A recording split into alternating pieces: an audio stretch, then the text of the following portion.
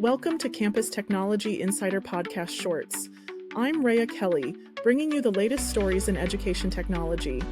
This news roundup is curated by humans and narrated by AI.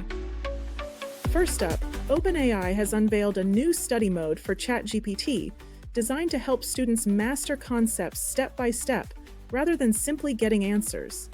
This mode engages users with guiding questions, calibrating responses to their objectives and skill levels to foster deeper understanding. Developed with educators and pedagogy experts, it emphasizes active participation, self-reflection, and curiosity through interactive prompts, scaffolded responses, and personalized support.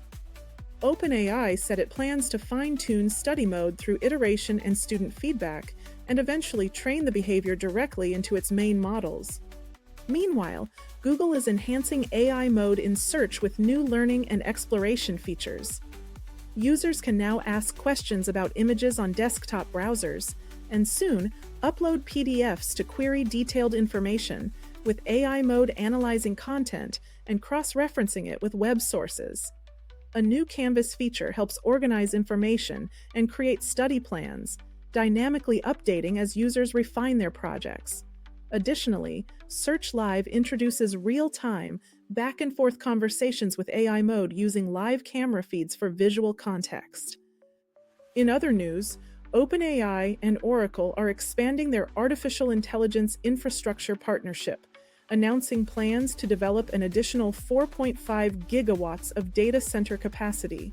This expansion is part of the Stargate project, a joint venture that aims to deploy 10 gigawatts of computing capacity over 4 years.